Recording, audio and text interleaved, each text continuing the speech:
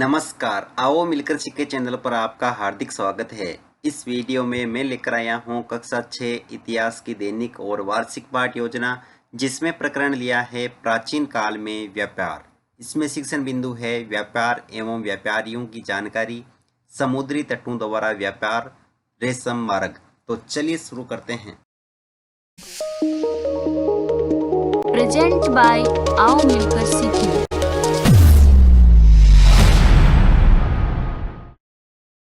सर्वप्रथम लिखेंगे विद्यालय का नाम, जहां पर आप ये लेसन प्रस्तुत करेंगे। कक्षा 6 विषय इतिहास प्रकरण प्राचीन काल में व्यापार। यहाँ पर दिनांक, कालांश और समयावधि 30 मिनट। फिर टेबल बना करके एक तरफ लिखेंगे शिक्षण उद्देश्य, दूसरी तरफ अपेक्षित व्यवहारगत परिवर्तन। शिक्षण उद्देश्य में पहला लिखेंगे ज्ञानात्मक। इसमें लिखना है विद्यार्थी प्राचीन काल में व्यापार के अर्थ की जानकारी का प्रत्याभिज्ञान कर सकेंगे। विद्यार्थी प्राचीन काल में व्यापारों का प्रत्यास्मरण कर सकेंगे।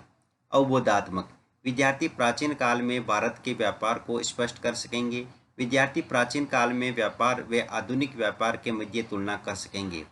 ज्ञानोपयोग, विद्यार्थी प्राचीन काल में व्यापार से सीखे गए ज्ञान का अपने जीवन में आवश्यकता अनुसार उपयोग कर सकेंगे। विद्यार्थी प्राचीन काल में व्यापार से संबंधित गतिविधियों का सामान्यीकरण कर सकेंगे। फिर है कौशल। इसमें लिखेंगे विद्यार्थी प्राचीन काल में व्यापार से संबंधित गतिविधियों को समझने की कुशलता का विकास कर सकेंगे। विद्यार्थी प्राचीन काल में व्यापार से संबंधित तथ्यों को एकत्रित करके तालिका तैयार कर सकेंगे। अभिरुचि, विद्यार्थी प्राचीन काल में व्यापार का अध्ययन करने के प्रति रुचि विकसित कर सकेंगे। विद्यार्थी प्राचीन काल में व्यापार से संबंधित घटनाओं पर विचार विमर्श करने में रुचि ले सकेंगे।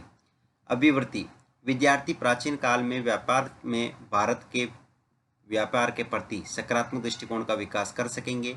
विद्यार्थी प्राचीन काल में व्यापार से संबंधित तथ्यों के प्रति समीक्षात्मक दृष्टिकोण का दायित्व निभा सकेंगे। फिर है शिक्षण सहायक सामग्री, जिसमें लिखेंगे लपेट फलक, श्यामपट्ट, चौक, डस्टर, संकेतक एवं अन्य कक्षा उपयोगी शिक्षण सहायक सामग्री। पूर्व ज्ञान, विद्यार्थी प्राचीन काल में व्यापार के बारे में सामान्य जानकारी रखते हैं। फिर है प्रस्तावना प्रश्न, जिसमें टेबल बना करके लिखेंगे छात्राध्यापक क्रियाएं, दूसरी तरफ विद्यार्थी क्रियाएं। अगर आप छात्राध्यापिका हैं तो जहां पर भी छात्राध्यापक लिखा है उसकी जगह आप छात्राध्यापिका लिखेंगे। इसमें फर्स्ट क्वेश्चन, सिनकोना से क्या बनाई जाती है? औषधि। औषधियां पूर्व में हमें कहां से मिलती थी? जंगलों, पहाड़ों आदि से। जंगल में पशुओं के अलावा और कौन रहते थे? कबीले। कबीले दूसरी जगह से क्या करते थे? व्यापार। प्राचीन काल में व्यापार के विषय में आप क्या जानते हैं? समस्यात्मक प्रश्न। उद्देश्य कथन में लिखेंगे आज हम प्राचीन काल में व्यापार के विषय में विस्तृत अध्ययन करेंगे। फिर है प्रस्तुतिकरण, जिसमें टेबल बना करके लिखेंगे शिक्षण बिंदु, छात्राध्यापक क्रियाएं, विद्यार्थी क्रियाएं, विधि पर विधि और श्यामपट्ट सार। शिक्षण बिंदु में पहला लिखेंगे व्यापार एवं व्यापारियों की जानकारी। इसमें विकासात्मक प्रश्न में फर्स्ट क्वेश्चन, माल खरीद कर बेचना क्या कहलाता है? व्यापार। व्यापार करने वाले को क्या कहते हैं? व्यापारी। व्यापार एवं व्यापारियों के बारे में आप क्या जानते हैं? निरुत्तर विधि में प्रश्नोत्तर विधि। फिर है छात्राध्यापक कथन, जिसमें लिखेंगे दक्षिण भारत सोना, मसाले, खास तौर पर काली मिर्च तथा कीमती पत्थरों के लिए प्रसिद्ध था।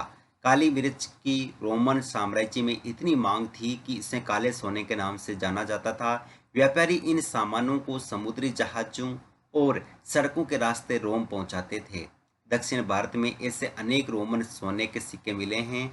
उन दिनों में रोमन के साथ बहुत अच्छा व्यापार चल रहा था। व्यापारियों ने कई समुद्री रास्ते खोज निकाले थे। इनके कुछ समुद्र के किनारे चलते थे, कुछ अरब सागर और बंगाल की खाड़ी पार करते थे। नाविक मानसूनी हवा का फायदा उठाकर अपनी यात्रा पूरी कर लेते थे। वे दक्षिण पश्चिमी मानसून के साथ चलना पसंद करते थे। इन लंबी यात्राओं के लिए मजबूत जहाजों का निर्माण किया जाता था। यहाँ विद्यार्थी क्रिया में लिखेंगे विद्यार्थी ध्यानपूर्वक सुनेंगे तथा मुख्य बिंदुओं को अपनी अभ्यास पुस्तिका में लिखेंगे। विधि में व्याख्यान विधि और श्यामपट्ट सार में काली मिर्च की रोमन साम्राज्य में इतनी मांग थी कि इसे काले सोने के नाम से जाना जाता था। व्यापारियों द्वारा लंबी यात्राओं के लिए मजबूत जहाजों का निर्माण किया जाता था। फिर है बोध प्रश्न, तो इसमें फर्स्ट क्वेश्चन, रोमन साम्राज्य में किसकी मांग सबसे अधिक थी? तो काली मिर्च की। व्यापारियों द्वारा लंबी यात्राओं के लिए किसका निर्माण किया जाता था? मजबूत जहाजों का। विधि में प्रश्नोत्तर विधि। अगला शिक्षण बिंदु है समुद्री तटों द्वारा व्यापार, जिसमें विकासात्मक प्रश्न में फर्स्ट क्वेश्चन, प्राचीन समय में महिलाओं को किस काम हेतु समझा जाता था? घरेलू कार्य हेतु। घरेलू व्यापार को और क्या कह सकते हैं? देसी व्यापार। समुद्री तटों द्वारा व्यापार कैसे होता था, निरुत्तर विधि में प्रश्नोत्तर विधि। फिर है छात्राध्यापक कथन, जिसमें लिखेंगे भारत के दक्षिणी भाग में बड़ा तटीय प्रदेश हैं। इनमें बहुत से पहाड़, पठार और नदी के मैदान हैं। नदियों के मैदानी इलाकों में कावेरी का मैदान सबसे उपजाऊ है। मैदानी इलाकों और तटीय इलाकों के सरदारों और राजाओं के पास धीरे धीरे काफ़ी संपत्ति और शक्ति हो गई, जो करीब 2300 साल पहले दक्षिण भारत में काफ़ी शक्तिशाली माने जाते थे।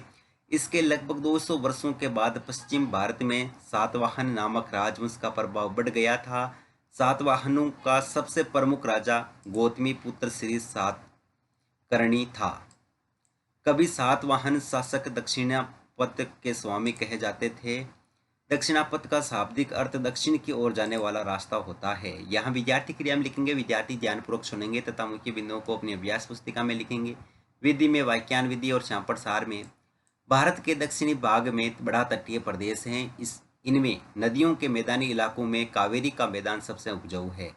यहाँ बोध प्रश्न में फर्स्ट क्वेश्चन, भारत का दक्षिण भाग कैसा प्रदेश है? तटीय प्रदेश। व्यापार की दृष्टि से दक्षिण भारत को कब से शक्तिशाली माना जाता था? 2300 साल पहले। विधि में प्रश्नोत्तर विधि। अगला शिक्षण बिंदु है रेशम मार्ग, जिसमें विकासात्मक प्रश्न में फर्स्ट क्वेश्चन, रेशमी वस्त्र रोम वे यूरोप के अलावा कौन से देश खरीदते थे? दक्षिण पूर्वी एशिया के देश। दक्षिण पूर्वी एशिया को बाकी दुनिया से जोड़ने वाले मार्ग को किस नाम से जाना जाता था? रेशम मार्ग। रेशम मार्ग के बारे में आप क्या जानते हैं? निरुत्तर विधि में प्रश्नोत्तर विधि। फिर है छात्राध्यापक कथन, जिसमें लिखेंगे कीमती चमकीले रंग और चिकनी मुलायम बनावट की वजह से रेशमी कपड़े अधिकांश समाज में बहुमूल्य माने जाते हैं। रेशमी कपड़ा तैयार करना एक जटिल प्रक्रिया है। रेशम के कीड़े से कच्चा रेशम निकालकर सूत कताई होती है और फिर उससे कपड़ा बुना जाता है। रेशम बनाने की तकनीक का आविष्कार सबसे पहले चीन में करीब 7000 साल पहले हुआ। चीन से पैदल, घोड़े या ऊँटों से लोग दूर दूर जाते थे और साथ में रेशमी कपड़ा भी ले जाते थे। यह रेशम मार्ग सिल्क रूट के नाम से प्रसिद्ध हो गया।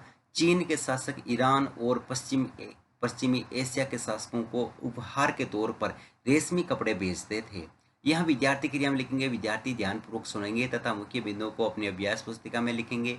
विधि में वाक्यान विधि और शांपट सार में रेशम बनाने की तकनीक का आविष्कार सबसे पहले चीन में करीब 7000 साल पहले हुआ था। फिर है बोध प्रश्न, तो इसमें फर्स्ट क्वेश्चन, रेशमी कपड़ा तैयार करने की प्रक्रिया कैसी है? जटिल प्रक्रिया। रेशम मार्ग को किस नाम से जाना जाता था? सिल्क रूट के नाम से। और यहाँ पर विधि में प्रश्नोत्तर विधि। फिर है मूल्यांकन प्रश्न, तो इसमें फर्स्ट क्वेश्चन, रेशम बनाने का तकनीकी आविष्कार किस देश में हुआ था? चीन में, भारत में, रूस में, ईरान में। सातवाहनों का सबसे प्रमुख राजा था श्री सातकर्णी या अशोक। नदियों के मैदानी इलाकों में कावेरी का मैदान सबसे उपजाऊ था, सत्य या असत्य। दक्षिणापथ का शाब्दिक अर्थ बताइए। काला सोना किसे कहा गया है? गृह कार्य में लिखेंगे, व्यापार एवं व्यापारियों की जानकारी को स्पष्ट कीजिए, रेशम मार्ग को स्पष्ट कीजिए और अंत में परिवेक्षक टिप्पणी।